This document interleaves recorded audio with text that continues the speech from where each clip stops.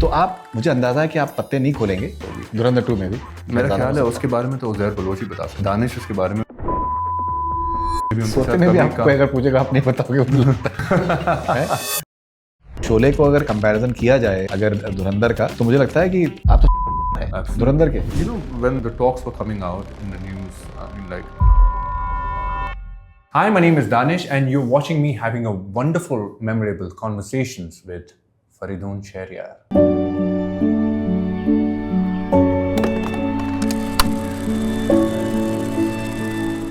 तो दानिश देखिए, मेरा जो तजुर्बा है फिल्म इंडस्ट्री का, हम लोगों ने इतनी फिल्में देखी होती हैं कि एक पॉइंट ऑफ टाइम के बाद में बहुत सी चीज़ें हम थोड़ा सा एंटिसिपेट भी कर लेते हैं। एक इंट्यूशन काफ़ी हम लोगों का स्ट्रांग हो जाता है because we have seen a lot of content and we have spoken to a lot of people related to those films. मैं काफ़ी कॉन्फिडेंटली कह सकता हूँ कि दैट उज़ैर बलोच का जो कैरेक्टर है धुरंधर 2 में वो बहुत इंपॉर्टेंट होने वाला है बिकॉज वो रियल लाइफ में भी अभी वो जिंदा भी हैं। और जो स्कीम ऑफ इवेंट्स जिस तरीके से हुए रहमान डकैत के मौत के बाद, उसमें Uzair Baloch played a very significant role whatsoever. तो आप मुझे अंदाज़ा है कि आप पत्ते नहीं खोलेंगे।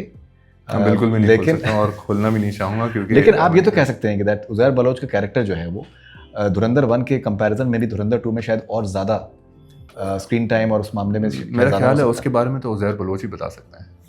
दानिश उसके बारे में कुछ नहीं बता सकता। टू बी रियली ऑनेस्ट, वो मेरा ख्याल है मार्च 19 को ही पता। सवाल पूछने का अंदाज अच्छा था लेकिन सवाल पूछने का अंदाज बहुत अच्छा था लेकिन उसे मैन्यूवर करना भी बहुत ज़रूरी था। लेकिन बट द थिंग इज, मैं उसके बारे में हालांकि बहुत सारी चीज़ें हो रही है।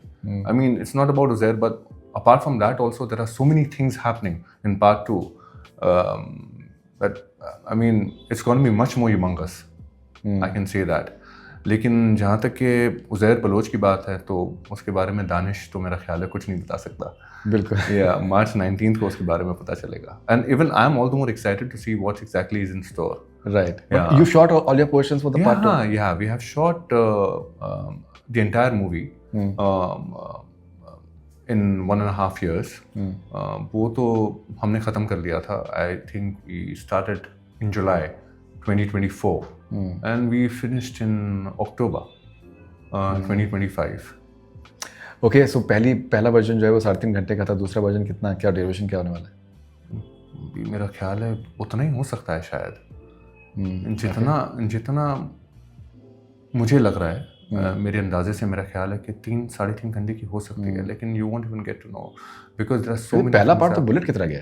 बुलेट की तरह गया। You know, I was, when the talks were coming out in the news, I mean, like, there are so many things revolving that, I mean, 3.5 घंटे की मूवी है, how it's going to sustain, will people be interested to watch it in the cinema hall and sitting for so long, and interval मिला के मेरा ख्याल है कि 4 घंटे की हो जाती है ना, क्योंकि 15-20 मिनट्स का इंटरवल भी हो जाता है।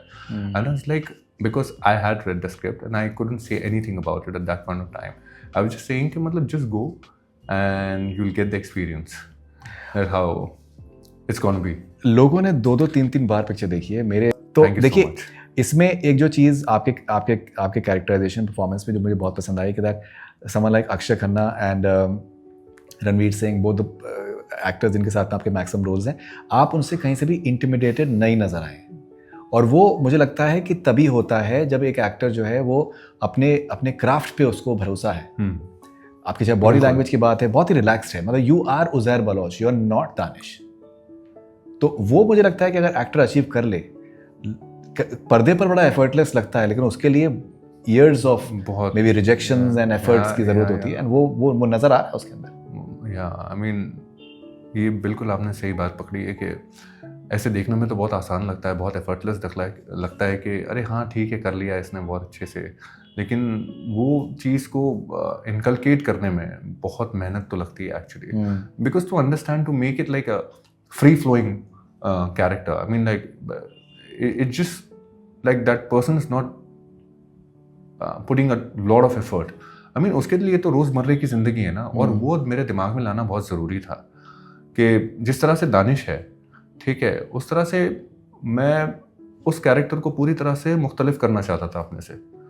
As a third man's perspective, I had researched a lot about Uzair Baloch as well, because for the first time when I met Aditya sir, he actually just told me about this character. और उस वक्त उन्होंने मुझे भी research material दिया था पढ़ने के लिए, इंटरव्यूज़ देखने के लिए कि किस तरह का कैरेक्टर है, क्या है, बैक स्टोरी क्या है. तो I had gone through entire back story of Uzair Baloch as well. Where is he coming from, उनके वालिद कौन थे, बहुत सारी चीज़ें, सब सो एक दिमाग में ना एक आपकी छवि बैठ जाती है इस कैरेक्टर को लेके. राइट. कि आपको जिस तरह से प्ले करना है, जाहिर सी बात है कि आप पूरी तरह से उसमें घुल नहीं सकते. क्या बात. लेकिन एक ऐसी चीज़ होती है ना कि आपको एक क्रिएटिव लिबर्टी भी होती है. And Aditya sir has given me that creative liberty as well, कि मैंने आपको बता दिया है कि क्या करना है, आपका मीटर सेट हो गया है, जब भी ऊपर नीचे कुछ भी करना होगा मैं आपको सेट पे बता दूंगा. वर्कशॉप में हम लोगों ने पूरी तरह से देखा था कि and he wanted everything matter of fact. He never wanted anything which is like over the top. It is more like a conversation between individuals. And that was something which is being shown. Even the chemistry actually stands out. Why? Because there was more like a conversation. It's not more like a dialogue happening between two characters. It's more like, I mean, like, and building the camaraderie and the small little things. I mean, like, फर्ज करो मेरे और हमजा को भी लेकर शुरुआत होती है. हमजा रणवीर. हाँ या रणवीर भाई. शुरुआत होती है हॉस्पिटल के सीक्वेंस से, फिर वो ग्रेजुएट होती है ना, अलग अलग आहिस्ते आहिस्ते हमारी केमिस्ट्री बिल्डअप होती है. उसी तरह से अगर आप छोटे से छोटे नुआंसेस देखेंगे अलग अलग कैरेक्टर्स के, जैसे हमजा को जब डोंगा और सियाही वाकिफ़ करा रहे हैं, वो सीढ़ियों से ऊपर लेकर आता है, तो वो चीज़ें होती है, वो चप्पल उठा के सियाही अपनी चप्पल सीधी कर रहा है. अब छोटी छोटी चीज़ें देखेंगे, वो आदित्य सर ने इनकलकेट किया है. और उससे क्या पता चलता है कि ये इन लोगों के रोज़मर्रे की ज़िंदगी, ये तो चीज़ें होती रहती है, फिर वहाँ सूसू करने चला जाता है. तो बहुत सारी चीज़ है छोटी छोटी. आई मीन लाइक रणवीर भाई का एक शॉट भी था हमजा का, जहाँ पे वो खाने के लिए हाथ बढ़ा रहे हैं, और वो हाई स्पीड में जो शॉट है वो पूरी तरह से हाथ बढ़ा रहे हैं, वो भी देखने में कितना खूबसूरत लगता है. कि what exactly the raw Asian is going through, staying in another country for such a long time. And then he's eating and he's remembering everything that how he was in India, and after such a long time he's getting this food. तो वो भी छोटे छोटे nuances वो कितने उभर के आते हैं. बहुत कमाल. So it's more, बहुत ज़्यादा वो बहुत मैटर करता है.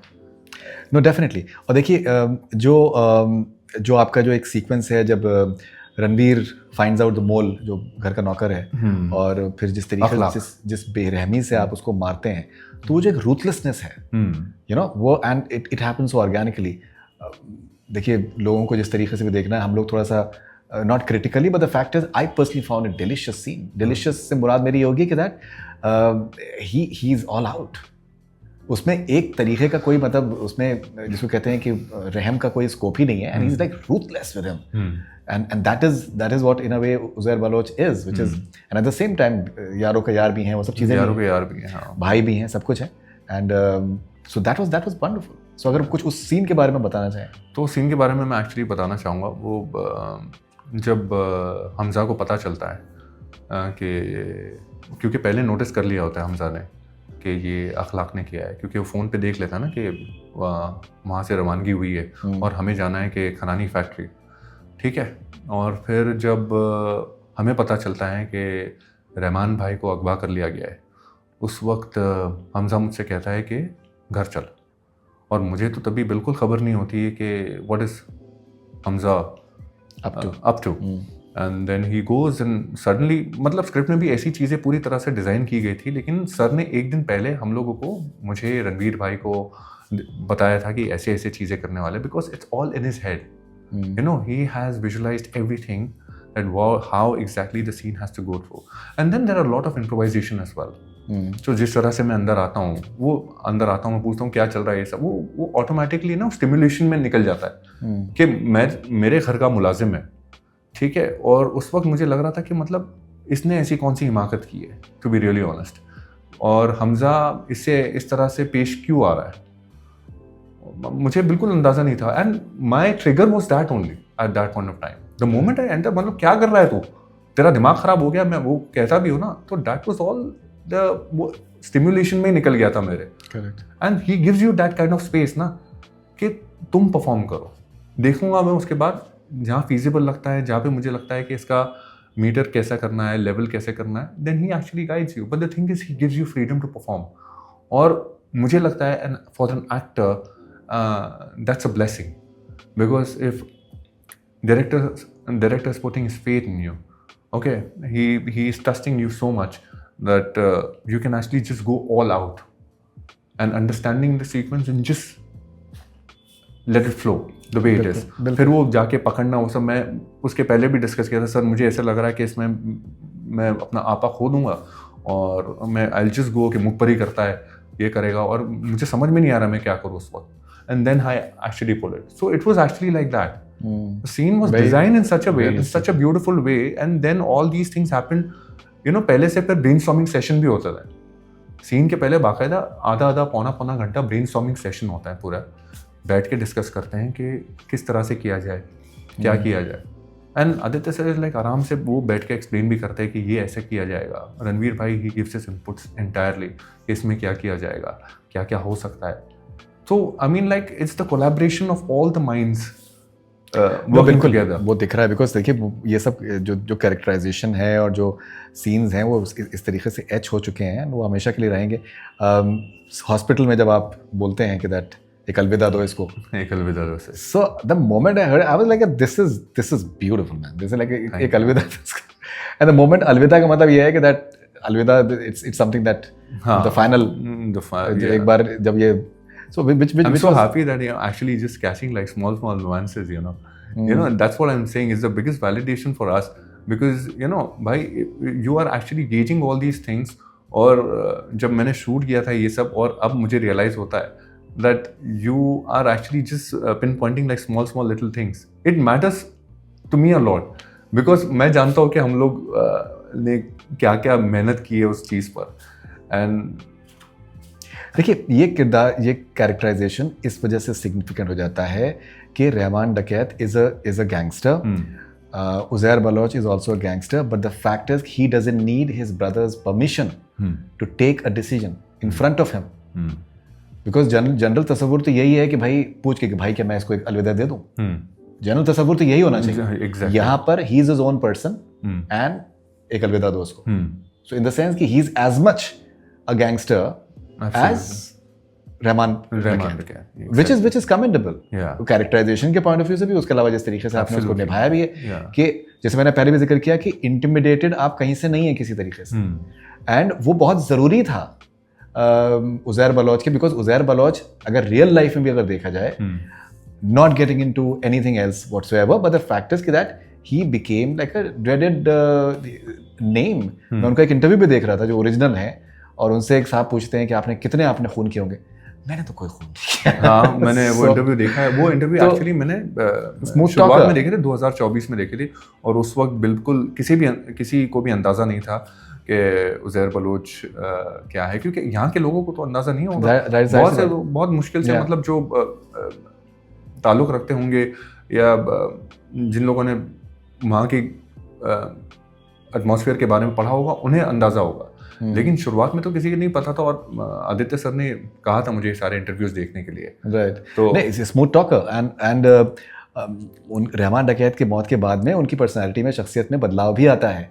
इसी वजह से मैं बहुत ज़्यादा लुक फॉरवर्ड कर रहा हूँ कि धुरंधर 2 में उज़ैर बलोच का किस तरीके से सुर जो है आप चेंज करेंगे. Even I am looking forward, पता नहीं, मुझे कुछ अंदाजा नहीं है कि कोशिश मेरी अच्छी है, लेकिन मुझे कुछ अंदाजा नहीं है. फ्लो में हो सकता है कुछ तो नहीं, that's not my intention. Okay, and because see, I totally understand that for any actor to get such a good role, and why he needs to be extra careful, because 15 साल का जो एक आपका पूरा सफर है, मैं समझ सकता हूँ. शुक्र एंड सब्र. नहीं, मैं उसको completely समझ सकता हूँ, and like we are very happy for that as well. And even towards the end, जब वो उसको ये है कि वो चला जाता है वो लेने के लिए, या फिर जब वो अगर पहले उसकी बात करते हैं जब रणवीर के साथ में, हमजा के साथ में वो गन्स चला रहे हैं ना, that is a cinematic moment. जो पूरा मतलब एक वाइड उसमें एक शॉट लिया गया है, और जो पूरा बैकग्राउंड स्कोर है, इट्स ब्यूटीफुल. एंड दोनों जो हैं they are very good looking man, Pathan कहीं से ऐसा हो ही नहीं सकता कि पठान ना लगे. एंड उसके अंदर जिस तरीके का पूरा आपका स्टांस था वो that was wonderful and it's going to remain as one of a very significant cinematic moments in Indian cinema history and you're part of it. I'm extremely grateful. I find myself extremely fortunate. To be really honest, when the integration scene was happening at that point of time, when the entire chunk was being shot in Leh, और उस वक्त ऐसे था कि पहले तो scene ख़त्म होता है मेरा, शिरानी का, रहमान भाई का और हमज़ा का. जब हम लोग बात करते रहते हैं ना कि सबसे पहले इस्टेब्लिशमेंट भी था ना वो शिरानी साहब का. Right. जब हम पहुँचते और मैं कहता हूँ कि छोटे से सामान की लिस्ट है, अगर ये भी अगले महीने की जुमेरात से पहले पहले मुकम्मल हो जाए तो बोलते कि हो जाएगा. और फिर वो हम जब आर्म्स पूरे एमिनिशंस देखते हैं वो जो दरवाजे पे, and then you know sir ने एक्चुअली पूरी तरह से स्क्रीन प्ले में लिखा था ये सारी चीज़ें. और एक्चुअली तब अंदाज़ा नहीं होता है ना, आप एज एन एक्टर आप इमेजिन कर सकते हो कि ठीक है ये इस तरह से किया जाएगा, पता नहीं किस तरह से किया जाएगा. लेकिन वो जब माहौल इतना खूबसूरत था, it was about to dusk and पूरा सनसेट हो रहा था. And so it was like a golden hour at that point of time. Yeah. And me and Ranveer Bhai, we had to go to another mountain. We had to go walking towards another mountain. ठीक है, जहाँ पे वो shoot होने वाला था. And then Sir Aditya Sir was showing us that how exactly this scene is supposed to be shot. Right. And you know, you get goosebumps. You know, then you actually feel that something beautiful. This has to be beautiful because you know, and then the position happened and the steady cam. Sunil sir was on the steady cam, and Vikash was actually shooting. Vikash Nolakha, the cinematographer, and जब वो shot आता है, and it was like you have to, and he just told us that you have to be like completely your heart out, laugh, and then you are enjoying firing in the valley. You're just taking the rounds of fire and you're enjoying it to the core. Correct. And you know, at that point of time, I had a word with Ranveer Bhai as well. We're just discussing, and he said that, and that was actually shot much later. We have finished a lot of schedule at that point of time, and that was shot much later. And you know, when Ranveer Bhai, Hamza is laughing entirely, his heart out. And he had laughed after such a long time during a shot, you know, because his character is such that he's a man of few words and he's not expressing too much. But in that specific scene, if you see, he's laughing his heart out and he's enjoying every moment. He's just पूरी तरह से M4 जो है पूरी तरह से fire हो रही है हवे में भी, and he's very happy and he was feeling so relaxed at that point of time. It's so good to watch him like that. And then it's more like an atmosphere at the same time, building camaraderie between two characters, that is Uzair and Hamza. You feel so good watching these two, and you know, people have appreciated that scene so much because it's the building of a chemistry between two characters. It's like more of a brotherhood in that scene specifically.